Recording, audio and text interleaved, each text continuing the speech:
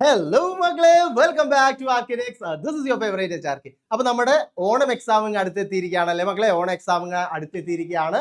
അപ്പൊ ഏതൊക്കെ ചാപ്റ്റേഴ്സ് ആണ് ഓണത്തിനുള്ളത്, ഏതൊക്കെ ടോപ്പിക് നമ്മൾ കൃത്യമായിട്ട് പഠിച്ചു പോകണം ഓണം എക്സാമിന് നല്ല മാർക്ക് വാങ്ങണമെങ്കിൽ എന്നുണ്ടെങ്കിൽ എന്നൊക്കെ നിങ്ങൾക്ക് ഒരു ഡൗട്ട് ഉണ്ടായിരിക്കും അല്ലെ? അപ്പൊ അതൊക്കെ ഡിസ്കസ് ചെയ്യാൻ, ആ ഡൗട്ടുകളെല്ലാം ക്ലിയർ ചെയ്യാൻ വേണ്ടിയിട്ടാണ് ഇന്ന് സാർ വന്നിട്ടുള്ളത്.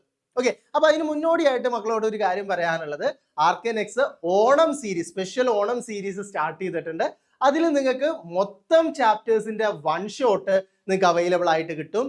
അതുപോലെ തന്നെ ഒരു ചാപ്റ്ററിൽ നിന്ന് മുൻ വർഷങ്ങളിൽ ചോദിച്ച 50 ക്വസ്റ്റ്യൻസ് നമ്മൾ സോൾവ് ചെയ്ത് നിങ്ങൾക്ക് തരുന്നതായിരിക്കും. അപ്പൊ ഇത്രയും കാര്യങ്ങൾ നിങ്ങൾക്ക് വെറും 199 രൂപയ്ക്കാണ് പ്രൊവൈഡ് ചെയ്യാൻ വേണ്ടിയിട്ട് പോകുന്നത്.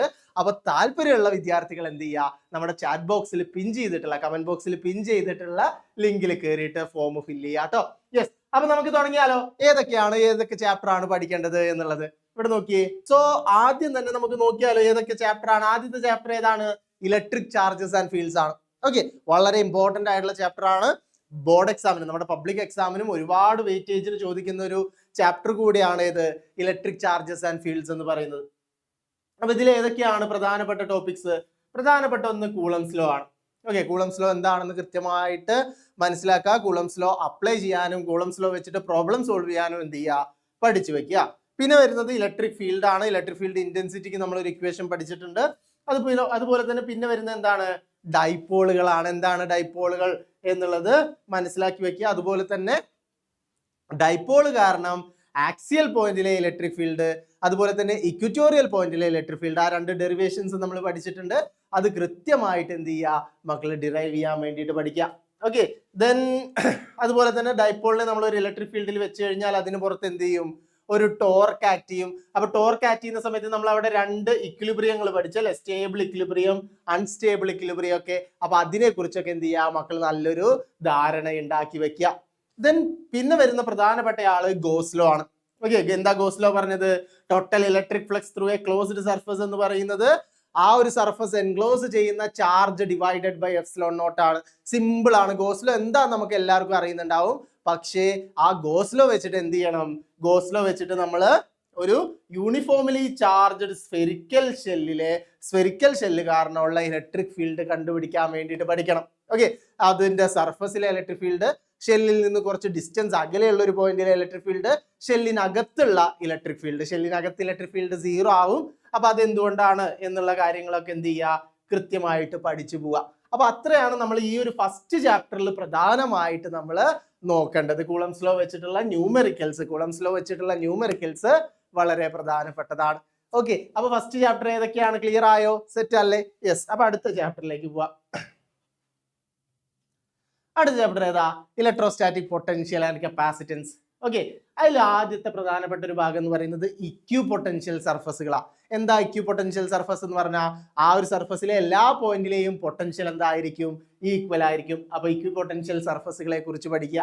ദെൻ ഡൈഇലക്ട്രിക്കുകളെ കുറിച്ച്, ഡൈഇലക്ട്രിക്കിൽ നമ്മൾ പോളാർ മോളിക്യൂൾസും നോൺ പോളാർ മോളിക്യൂൾസും ഒക്കെ പഠിച്ചിട്ടുണ്ടായിരുന്നു. അപ്പൊ ആ കാര്യങ്ങളൊക്കെ എന്ത് ചെയ്യുക, കൃത്യമായിട്ട് മനസ്സിലാക്കി വെക്കുക. പിന്നെ വരുന്നത് കപ്പാസിറ്റൻസ് ആണ്. ഓക്കെ, കപ്പാസിറ്റൻസിന് നമ്മൾ പാരലൽ പ്ലേറ്റ് കപ്പാസിറ്റേഴ്സിന് എന്ത് ചെയ്തിട്ടുണ്ട്, ഒരു ഇക്വേഷൻ പഠിച്ചിട്ടുണ്ട് അല്ലെ? അപ്പൊ അത് എന്തിനെയാ ഡിപ്പെൻഡ് ചെയ്യുന്നേ? ആ ഏരിയയും അതുപോലെ തന്നെ രണ്ട് പ്ലേറ്റുകൾ തമ്മിലുള്ള ഡിസ്റ്റൻസ്, സെപ്പറേഷനെ മാത്രമാണ് ഡിപ്പെൻഡ് ചെയ്യുന്നത്.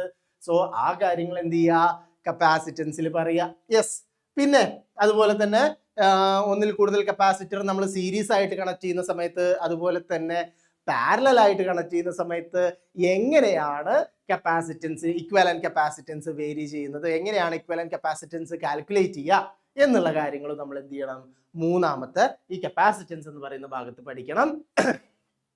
പിന്നെ അതുപോലെ തന്നെ കപ്പാസിറ്റൻസിൽ സ്റ്റോർ ചെയ്യപ്പെട്ട energy stored in A capacitor, അതുപോലെ തന്നെ എനർജി ഡെൻസിറ്റി. ഇത്രയും കാര്യങ്ങളാണ് നമ്മൾ പ്രധാനമായിട്ടും രണ്ടാമത്തെ ചാപ്റ്ററിൽ നിന്ന് നമ്മൾ നോക്കേണ്ടത്. ഓക്കെ, അപ്പൊ ആദ്യത്തെ രണ്ട് ചാപ്റ്റർ സെറ്റ് ആണ്. മൂന്നാമത്തെ ചാപ്റ്റർ നോക്കിയേ. മൂന്നാമത്തെ ചാപ്റ്റർ ഏതാ? Current electricity. ഓക്കെ, അപ്പൊ ഈ കറണ്ട് ഇലക്ട്രിസിറ്റിയിൽ നമ്മൾ എന്തൊക്കെയാ പഠിക്കണ്ടേ? ഒന്ന് Ohm's law. Okay, Ohm's law നമുക്കറിയാം. പിന്നെ അതുപോലെ തന്നെ പ്രധാനപ്പെട്ട ഒരാളാണ് ഡ്രിഫ്റ്റ് വെലോസിറ്റി. ഓക്കെ, ഇലക്ട്രോണുകൾ ഏത് വെലോസിറ്റിയിലാണ് മൂവ് ചെയ്യുന്നത്. ഇലക്ട്രിക് ഫീൽഡിൽ വെക്കുന്ന സമയത്ത് ഇലക്ട്രോണുകൾക്ക് എന്ത് കിട്ടുന്നുണ്ട്? ഒരു നെറ്റ് വെലോസിറ്റി, ഒരു നെറ്റ് ആവറേജ് വെലോസിറ്റി കിട്ടുന്നുണ്ട്. ആ ആവറേജ് വെലോസിറ്റിയാണ് നമ്മൾ ഡ്രിഫ്റ്റ് വെലോസിറ്റി എന്ന് പറഞ്ഞത്. അപ്പോൾ ഓംസ് ലോയും ഡ്രിഫ്റ്റ് വെലോസിറ്റി നിർബന്ധമായിട്ടും പഠിച്ചിരിക്കണം. ഡ്രിഫ്റ്റ് വെലോസിറ്റിക്ക് നമ്മളൊരു ഇക്വേഷൻ പഠിച്ചിട്ടുണ്ട്, ആ ഇക്വേഷനും നിങ്ങൾ അറിഞ്ഞിരിക്കണം. പിന്നെ റെസിസ്റ്റിവിറ്റി, അതുപോലെ തന്നെ മൊബിലിറ്റി. ഓക്കെ, എന്താണ് റെസിസ്റ്റിവിറ്റി, എന്താണ് മൊബിലിറ്റി എന്ന് പഠിച്ചു വെക്കുക. അതുപോലെ തന്നെ പിന്നെ പ്രധാനപ്പെട്ട ഒരു ഭാഗമാണ് കിർച്ചോഫ് ലോ, കിർച്ചോഫ് ജംഗ്ഷൻ റൂളും അതുപോലെ തന്നെ കിർച്ചോഫ് ലൂപ്പ് റൂളും. ഈ രണ്ട് കാര്യങ്ങൾ നിങ്ങൾ ഓർത്ത് വെക്കണം. പിന്നെ നമ്മുടെ വീസ്റ്റൺ ബ്രിഡ്ജിന്റെ ബാലൻസിങ് കണ്ടീഷൻ ഡിറൈവ് ചെയ്യാൻ വേണ്ടിയിട്ട് നിങ്ങൾ എന്ത് ചെയ്യണം? കൃത്യമായിട്ട് അറിഞ്ഞിരിക്കണം. ഓക്കെ, അപ്പൊ ഇത്രയാണ് മൂന്നാമത്തെ ചാപ്റ്ററിൽ വരുന്നത്. നാലാമത്തെ ചാപ്റ്ററിലേക്ക് വരുന്ന സമയത്ത് പ്രധാനമായും നമ്മൾ നോക്കേണ്ട ഒന്ന് ലോറൻസ് ഫോഴ്സ് ആണ്. Magnetic Lorentz force, electric Lorentz force. അപ്പൊ മാഗ്നറ്റിക് ലോറൻസ് ഫോഴ്സ് ആണ് നമ്മൾ പ്രധാനമായിട്ട് ഈ ചാപ്റ്ററിൽ പറയുന്നത്. ദെൻ പിന്നെ വരുന്ന ഏതാണ്? ബയർഡ് സാവർട്ട് ലോയും അതുപോലെ തന്നെ ആംബിയസ് ലോയും. അപ്പൊ ഈ ബയർഡ് സാവർട്ട് ലോ യൂസ് ചെയ്തിട്ട് നമ്മൾ എന്ത് ചെയ്യണം? ഒരു സർക്കുലാർ കറന്റ് ലൂപ്പിന്റെ ആക്സിസിലെ ഒരു മാഗ്നറ്റിക് ഫീൽഡ്, ആക്സിസിലെ ഒരു പോയിന്റിലെ മാഗ്നറ്റിക് ഫീൽഡ് എത്രയാണ് എന്ന് നമ്മൾ കാൽക്കുലേറ്റ് ചെയ്യുന്ന ഒരു ഡെറിവേഷൻ നമ്മൾ അവിടെ ചെയ്യുന്നുണ്ട്. സോ അതെന്താണ്? പ്രധാനപ്പെട്ടതാണ്. യെസ്, പിന്നെന്താണ്? പിന്നെ പ്രധാനപ്പെട്ടത് രണ്ട് പാരലൽ ആയിട്ടുള്ള കണ്ടക്ടേഴ്സ് ഉണ്ടെങ്കിൽ അവിടെ എക്സ്പീരിയൻസ് ചെയ്യുന്ന mutual force per unit length കാണാനുള്ള ഒരു ഡെറിവേഷൻ ഉണ്ട്. അതും കൃത്യമായിട്ട് നമ്മൾ അറിഞ്ഞിരിക്കണം. അതുപോലെ തന്നെ പിന്നെ പ്രധാനപ്പെട്ട ഒരു ഭാഗമാണ് മക്കളെ galvanometer to volt meter conversion. ഗാൽവനോമീറ്ററിനെ ഒരു വോൾട്ട് മീറ്റർ ആയിട്ട് എങ്ങനെയാണ് കൺവേർട്ട് ചെയ്യുന്നത്, എങ്ങനെയാണ് റെസിസ്റ്റൻസ് നമ്മൾ എവിടെയാണ്, സീരീസ് ആയിട്ടാണോ പാരലൽ ആയിട്ടാണോ കണക്ട് ചെയ്യേണ്ടത് എന്നുള്ള കാര്യങ്ങളൊക്കെ നമ്മൾ എന്ത് ചെയ്തിട്ടുണ്ട്? പറഞ്ഞിട്ടുണ്ട്. അപ്പൊ ഇത്രയാണ് ഈ 4 ചാപ്റ്ററിലെ പ്രധാനപ്പെട്ട ഭാഗങ്ങൾ. ഈ പ്രധാനപ്പെട്ട ഭാഗങ്ങളിൽ തന്നെയായിരിക്കും നിങ്ങൾക്ക് ഈ ഒരു ഓണം എക്സാമിന് ക്വസ്റ്റ്യൻസ് പ്രതീക്ഷിക്കേണ്ടത്. ഓക്കെ, അപ്പൊ ഈ ഭാഗങ്ങൾ കൃത്യമായിട്ട് നല്ല രീതിക്ക് പഠിച്ചു പോവുക. സോ ഓണം എക്സാമിന് വേണ്ടിയിട്ട് RK Next ഒരു പുതിയ ക്രാഷ് കോഴ്സ് ഇൻട്രൊഡ്യൂസ് ചെയ്തിട്ടുണ്ട്. അതായത് നിങ്ങൾക്ക് മുഴുവൻ ചാപ്റ്റേഴ്സും നമ്മൾ ഒരു 1 ഹവറിനുള്ളിൽ ഒരു 1 ഷോട്ട് വീഡിയോ ആയിട്ട് നിങ്ങൾക്ക് പ്രൊവൈഡ് ചെയ്യും. അതുപോലെ തന്നെ മുൻ വർഷങ്ങളിൽ ചോദിച്ചിട്ടുള്ള ഓണം എക്സാം ക്വസ്റ്റ്യൻസ്, മുൻ വർഷങ്ങളിൽ ചോദിച്ചിട്ടുള്ള ഏകദേശം ഒരു ചാപ്റ്ററിൽ നിന്ന് 50 ക്വസ്റ്റ്യൻസ് വെച്ച് നമ്മൾ എന്ത് ചെയ്യുന്നുണ്ട്? അവിടെ സോൾവ് ചെയ്യുന്നുണ്ട്. സോ നിങ്ങൾക്ക് താല്പര്യം ഉണ്ടെങ്കിൽ എന്ത് ചെയ്യുക? നമ്മുടെ കമന്റ് ബോക്സിൽ പിൻ ചെയ്തിട്ടുള്ള ഗൂഗിൾ ഫോം നിങ്ങൾ ഫില്ല് ചെയ്യുക. സോ വീണ്ടും കാണാം. അതുവരെ this is me HRK signing off. Tata, bye bye.